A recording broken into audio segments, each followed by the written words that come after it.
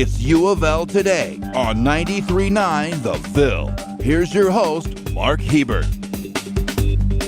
And welcome to U of L Today with Mark Hebert on 93.9 The Ville. So glad you're joining us for the next half hour or so, where we talk about all things U of L. Amy Acklin is an associate professor of performance studies in the School of Music, but she's probably best known as the director of the U of L Marching Band. She's here to talk about the band and what's going on with the 200 or so students that you oversee in the marching band. Welcome, Amy. Thank you so much, Mark, and thank you for having me. Sure. Well, tell us about the U of L marching band. I think you've got about 200 students in there. What should we know about the U of L marching band that we can't just see on the field at halftime of the football games? Sure. The first thing to know is that we are the largest student group on campus. My students represent our finest at the University of Louisville. We have about 40% music majors, 60% non-music majors. Within that group of 200, we have 40 different majors represented. Wow. So a large contingency from the speed school, from nursing, pre-med, communications, you name it, we probably have at least one major represented in our group. And you've also got students from other colleges and universities in the area on the U of L Marching Band, right? We do. Students who are part of the Metroversity program, so any number of those colleges and universities that are associated with that, JCTC, IUS, Southern Seminary, Bellarmine. Southern Seminary? We do. Really? We have, in the past, we have had a student from Southern Seminary be able to participate with us. Wow, that's interesting. Well, we did a TV story about the band a couple of weeks ago, and the interesting thing that I think we learned was how much practice these students put in before they go perform on Saturdays at the football game. So why don't you talk a little bit about that, about the effort that these students put in? Well, it's quite tremendous, the commitment and amount of sacrifice that these students choose to make to have this experience. It begins in the summer. They come 2 weeks before campus begins, and they do early move-in into the dorms for band camp. And once school starts, they rehearse 6 hours a week. On game day is a long day for the band. We kick off 5 hours before the official kickoff time is when we start our rehearsal. So for a noon game, you get there at 7 o'clock in the morning? 7 a.m. is the downbeat Wow. of our rehearsal. So our equipment crew is in there at 6 a.m. Students start funneling in, and they're ready to go. Attendance is taken right at 7. Wow. We're talking with Amy Acklin, who's the Associate Professor of Performance Studies in the School of Music, but also the Director of the U of L Marching Band. How do you decide what songs to play at halftime? This past year, actually for several years, I've sent a survey out to the students, and I've always tried to have one show that represents the ideas from the students. This past summer, we had such incredible feedback come back from the band that we were able to plan every single show this season based on what the students wanted to do. So they send you the list of songs they want to play, some Van Halen, and you figure out a way to play Absolutely. And then our professional staff comes together with all of these ideas. And to be honest, the students know I am not always in the know of the popular songs, but I will take their feedback. I then vet these songs. I'll look up the lyrics, make sure it's appropriate to play. And then as the professional staff, myself, our assistant director, our color guard, drumline instructors, and so forth, we come together to try to then package it in the best way, most creative way possible. So the students were pumped at the start of band camp when I let them know that every single show this year came from one of their ideas. It also struck me when we were working on this video story about the athleticism of some of these students, because they have to march around and play their instrument while they're going to a certain spot, from spot to spot on the field, to make the designs on the field, right? Absolutely. So, I mean, do you particularly have tryouts, and you have to look for kids that have the stamina to do that for 20 minutes or so? You know, the band students kind of vet themselves out. The two instruments that require the most physical work are the sousaphones and the drumline. When I started 5 years back, I had 6 members in the sousaphone section. And I told the band, I said, this next year, I want to march 20 sousaphones. And at first they thought I was crazy, and then then they said, you know what, we're going to make that happen. And sure enough, they did. And people who had never even held that instrument before started learning it. And they became one of the most athletic, entertaining groups in the band. They've got dance moves. They're doing push-ups out there, but this is all student-driven in terms of what they needed to be able to do to even just hold the instrument. All right, we're talking with Amy Acklin, who's the director of the U of L Marching Band. You've also got a twirler who has a little bit of world renown to her name, Stephanie Lean. Why don't you talk about her a little bit? Oh, we are just thrilled to have her. She came to us via a national search done last year. We had about 15 or so terrific twirlers from around the country come to audition, and she earned the spot. She literally is the top twirler in the world. She has 6 world championship titles under her belt. Her peers were, I think, glad when she aged out of that category because she had been winning for so long. And academically, she's a National Merit Scholar. She volunteers. She has had success in beauty pageants. She is a true superstar in all areas. It's from Nebraska, right? And from Nebraska. Go figure, right? Wound her way to the University of Louisville. You also talked a little bit about how the students helped you make some of the decisions on the music, but they're playing, your students in your band are playing a bigger role, aren't they, in the whole leadership of the band, aren't they? They are, and that's been a core part of the development over the past several years is to get behind these students and to help them develop leadership skills. The music part, the execution part, that's the easiest part of what we do. It's the social, it's having the confidence in front of their peers to be able to execute, make decisions, especially when people disagree. And that's what I find is one of the most meaningful parts of being in the band. Whether it's an official leadership position or not, everybody has a role to play. What do you do when they just blow the halftime? They don't march to the right spots. A couple of them are wandering off on the 30-yard line or something, or the music that they're playing, they just stink on a Saturday. Are you a disciplinarian? Are you a Bobby Knight? You yell and scream at him, or are you the kindly coach? Well, for one, we have always won at every single halftime. I've always been proud of their work. Our students know I'm a disciplinarian with a smile. We have now developed a really wonderful relationship. I don't have to say much to be able to elicit a change in them. I trust this group. They are specific. There's no magic to becoming excellent. You have to do the right things day in and day out. And they've got the focus now to pull that off. And they call me Mama Acklin. They know that I am fair. We have high standards. For instance, when we travel on these bowl trips, and for the freshmen, this is their first time being away from home. And I let them know, you are young adults, and that comes with a responsibility. I give them my cell phone number, and I also give them the address to the Greyhound bus station. And should they make an inappropriate decision, it's then on their own to get themselves back. And we've never had to execute that, but they know that this is part of learning to be a young adult and the responsibilities that come with it. Are most of the students in the U of L Marching Band on scholarship? Every single one of them are. We have it on kind of a prorated system, tiered system based on years in the band. And so first-year members receive $800, and it goes all the way up to $1,200 for seniors. So they're partial scholarships. Yes. And a lot of work for that partial scholarship. Yes. Certainly it does not equate to what you would have per hour if you were working a part-time job, but it is an incredible thank you from the university to them for their work. And they do love, I assume the students all love what they're doing, right? Yes. This is a class where you are only there if you want to be there. You can't really explain it to others why you would put these many grueling hours into it, especially on the hot days, the cold days. But we truly believe it's the most vibrant way to experience college life is being in the marching band. Band Day is about to be the most outrageous thing we've ever pulled off. This is our 4th year to do it. It is a recruitment tool where we invite high school students, band students from Kentucky and surrounding Indiana areas. My first year, I started with 60 students from high schools. This year, I have 900 high schoolers coming.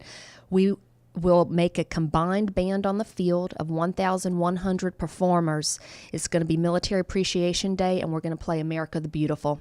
Very cool. All right, that's coming up. And also, one more thing. What should people know about the University of Louisville Marching Band? If they're sitting in the stands at a football game, the upcoming UK football game, what do you want them to know about what they're looking at on the field or they're seeing before the card march? That these are lifelong Cardinal fans in the making. We believe in tradition. We believe in spirit, the power of singing our alma mater. We want that type of authentic spirit to be passed on to our fans. Very good. Amy Ackland, director of the UofL Marching Band. Thanks for being on the show. Appreciate it. Thank you so much, Mark. We're here now with Frank DeCutter, who is at the University of Hong Kong, and he's not at the University of Hong Kong right now. He's at the University of Louisville right now, and he's talking with me. He's written 10 books about China, and his most recent one that he's going to talk about here at the University of Louisville is The Tragedy of Liberation, A History of the Chinese Revolution. Correct? That's exactly it.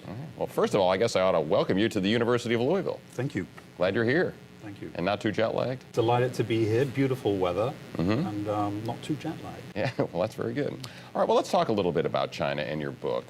What was the main purpose and the main theme of this book, The Tragedy of Liberation? What were you trying to get across about China and how the Communist Party took over in 1949? Well, the thing you have to remember is that you can walk into any bookshop and there will be quite a few books specifically on either 1789 or most of all, of course, 1917, the Bolshevik Revolution under Lenin in the Soviet Union. But what exactly is there to read about 1949?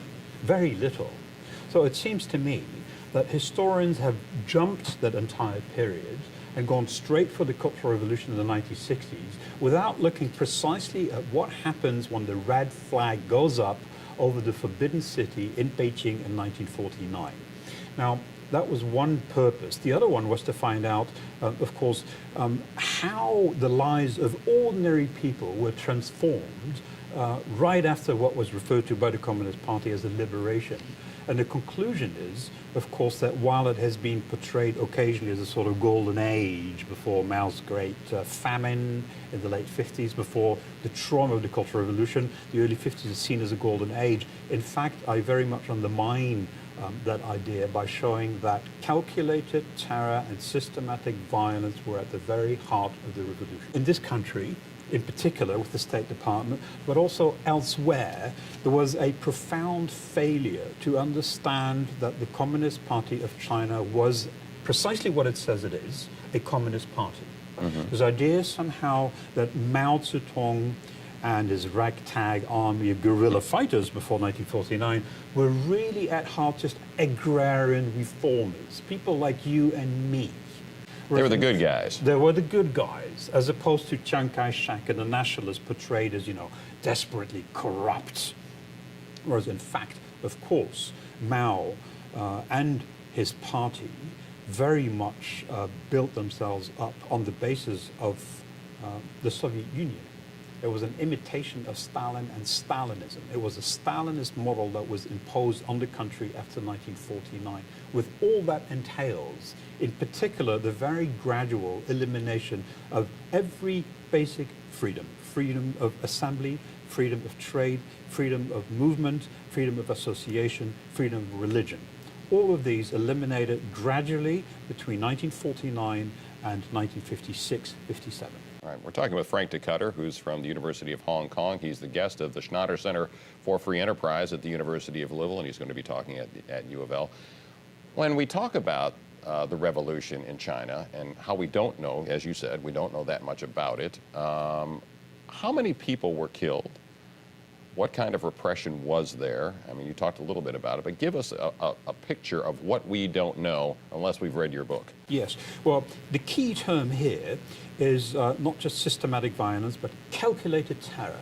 In that, like Stalin, Mao gives a killing quota in a number of campaigns to get rid of real or imagined enemies.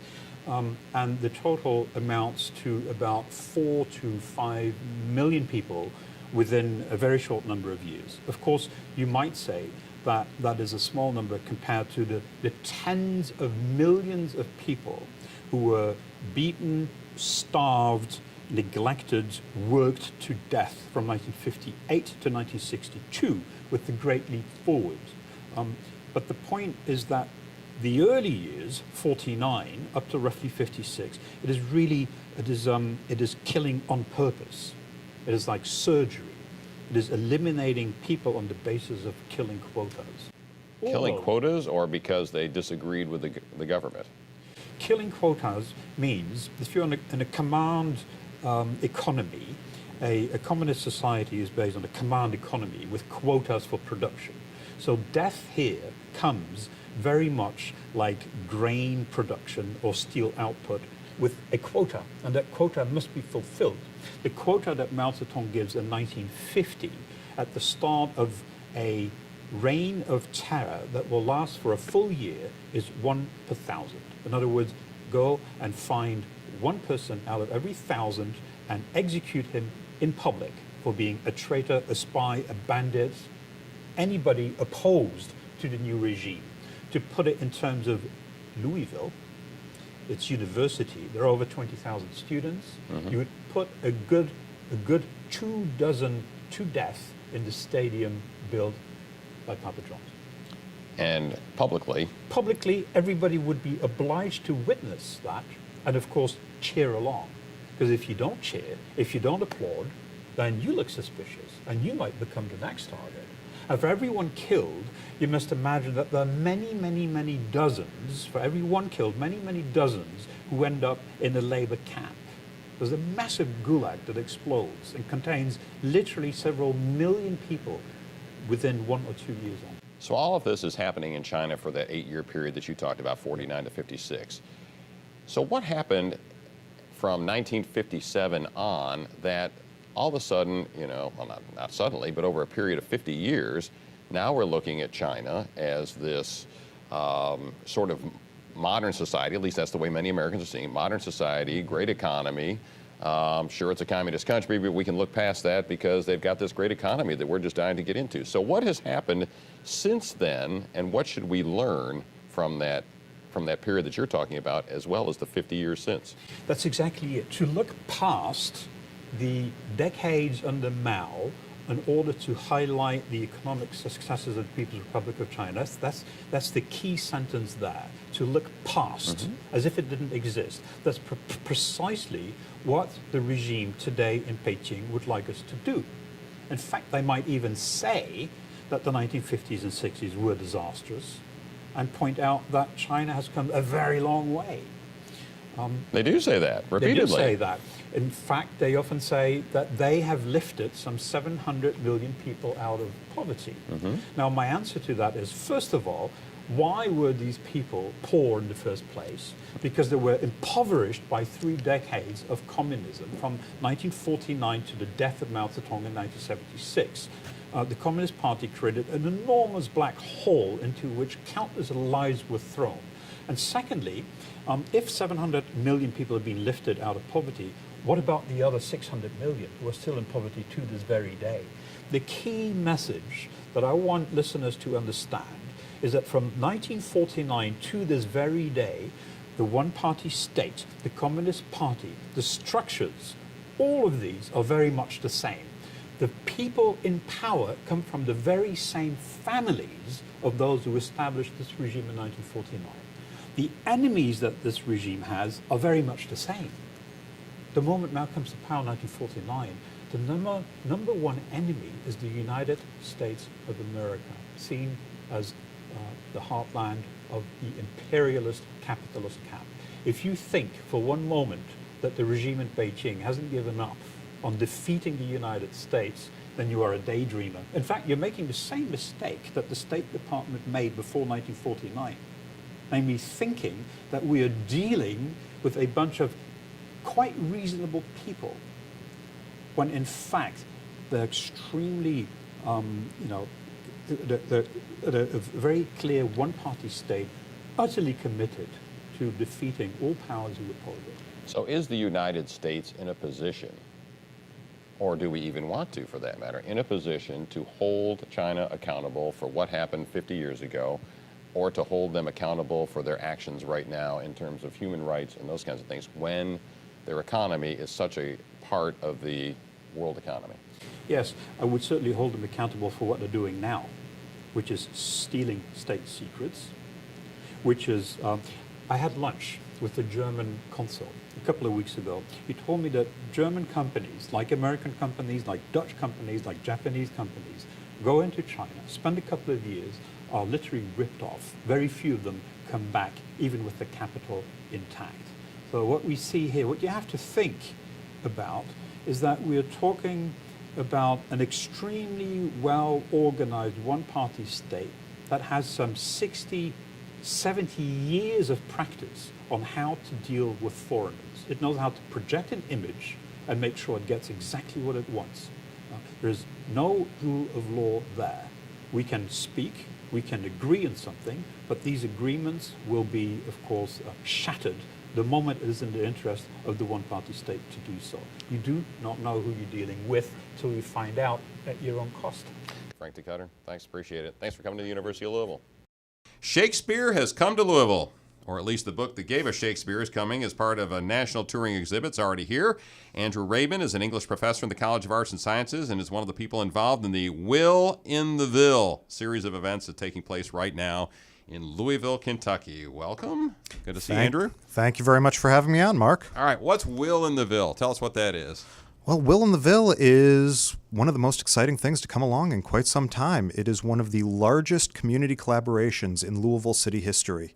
The University of Louisville is working with the Louisville Free Public Library and the Fraser History Museum, along with roughly 50 community partners, to mount a series of programs celebrating Shakespeare and his legacy, all centered around the visit of the first folio to the Fraser History Museum between November 10th and December 10th this year, so right now. And so you can go down to the Fraser History Museum and see the first folio right now. You can, and thanks to a grant from the National Endowment for the Humanities, you can see the folio for free. Admission to that exhibition is entirely free. You don't have to pay for it. And why is that a big deal? For not just folks that admire Shakespeare, but anybody. Why should I go see the first folio? Well, the first folio is one of the most important books ever published. As I often tell my classes, in so many ways, this is Shakespeare's world, and we just live in it. Shakespeare shaped the way in which we talk about ourselves. He shaped our language. He shaped the ways in which we narrate the human experience. When we try to make sense of our lives in the world, the language we use, the stories we tell, we get those from Shakespeare, and we get Shakespeare from the first folio. The first folio was published in 1623, about 7 years after Shakespeare died. It is only the second time an author's complete works had been published. The first time was only a few years before, and that was Shakespeare's friend and competitor Ben Jonson published his own complete works. Ben Jonson was not a humble man. He bragged about it, huh? Oh, yeah. And we actually own a copy of the Ben Jonson First Folio, which is also on display at the Fraser, so you can go and see that one too. That's in the archives, isn't it? It is. It is in the archives, but they took it out just for this. Okay, that's cool. But the Shakespeare First Folio is even more special. It's a gigantic book, as you'll see when you go visit it, and that in itself tells us something. This is a book that it was a prestige object. It was very expensive at the time, roughly the modern equivalent of about $500 if you wanted to purchase it. This was an object that you purchased to show that you were somebody who cared about culture, who cared about the English language, who cared about theater. And the fact that theater was something to be cared about at this time was a big deal. The fact that we care about authors now, that somebody will go out to a bookstore and buy a book by John Grisham because it's by John Grisham, it's because of the first folio, the first time that a book was marketed as being by an author, and you should buy this book because it's by this author. It's also important because without this book, roughly 18 of Shakespeare's most famous plays would not have survived, including Julius Caesar, Macbeth, and The Tempest. Well, what's U of L's role in the Will in the Ville? You've got a James Shapiro event coming up. Tell us a little bit about that. Absolutely. U of L is the main programming partner for Will in the Ville. Will in the Ville came about because of a competition sponsored by the Folger Shakespeare Library, the National Endowment for the Humanities, and Vinton and Sigrid Cerf, the founders of Google. And there was a national competition. The first folio would only visit one place in each state in the country. There were more than 100 applications, and the application submitted by the University of Louisville, along with the Fraser and the Louisville Free Public Library, was successful, in large part because of the sort of programming that we at U of L can provide. And one of the most important programs, one that we are most excited about, is an upcoming lecture by the Larry Miller Professor of English at Columbia University, James Shapiro. James Shapiro is a New York Times bestselling author. He is the winner of numerous awards for his publications, most famously his books on Shakespeare. The one that most people have heard of is 1599, A Year in the Life of William Shakespeare. His most recent book is The Year of Lear. What Jim can do, and there aren't many people who can do this as well as he does, he can go into the archive and excavate what Shakespeare was doing in a given year, what his life was like during that period, and show how that influenced his plays, and transform that not just into dry scholarship, but into a living narrative that is tremendously compelling to listen to, tremendously exciting to listen to. The fact that we are getting Jim to come here for this lecture is a very, very big deal. And that's November 17th, we ought to mention. So November 17th, where, when, what time? That is November 17th, Thursday, November 17th at the Louisville Free Public Library. It is entirely free and open to the public. It is a ticketed event, but the tickets are free. Just go to lfpl.org to request your ticket. They are expecting about 600 people at the lecture, and I know that well over 400 tickets have already been requested, so get to that website soon. You better go there soon. Yeah, it's coming up. All right. Also, King Lear. You talked about King Lear just a minute ago. The U of L Theater is doing King Lear as well, correct? Yes, and one of the things that's most exciting about the Will in the Ville Festival is the fact that we are collaborating with so many different community organizations. And the exciting thing about the U of L King Lear is that it's not just U of L students involved in it. We're also working with Commonwealth Theater. That used to be Walden Children's Theater. Okay. And so the fact that this is an opportunity for our theater department to work with these young actors, it both gives us a chance to be out in the community more and gives these gives the younger students a chance to learn from students who, are going to be their mentors one day. So it's not only a terrific production, but it's also a wonderful community collaboration. And that goes through November 20th. Where, when, how can folks get tickets or see that? All right, you can get tickets through the University of Louisville Theater Arts webpage. The performance is at the Thrust Theater here, right on the Belknap campus. I don't recall offhand how much the tickets are right now, but I looked it up, but I forgot. Yeah. Sorry. Not very much, though. It's a deal for the price. It's a deal through November 20th. That's taking place, and you got James Shapiro on November 17th if there are still tickets available. And last but not least, Shakespeare Behind Bars. You want to talk about that? Absolutely. Well, one of the exciting programs that took place here in Louisville over the last couple of years is a program called Shakespeare Behind Bars, which was a program by University of Louisville faculty where they would bring Shakespeare plays into local prisons and help the prisoners perform the plays. It's an opportunity for the prisoners to gain, benefit from the experience of reading and acting out Shakespeare. It's a wonderful practice for rehabilitation. It was so successful that PBS made a documentary about it. And so on November 30th at the Fraser Museum, we are going to be showing the documentary and hearing from some of the alumni from that program. So people who used to be prisoners in local jails who went through this program, and it helped them become productive members of society. Very cool. All right. Anything else you need to mention? Before you get out, I know there's a lot of stuff going on, but we've got 30 seconds left. The one thing I'd say is Google Will in the Ville, go to the website, see the calendar. We have a tremendous number of programs. This is very, very exciting. Yep. We've been saying Shakespeare makes a city, and it certainly does. All right, Andrew Rabin, English professor at the University of Louisville. Thanks again for listening to U of L Today with Mark Hebert on 93.9 The Ville. And go Cards.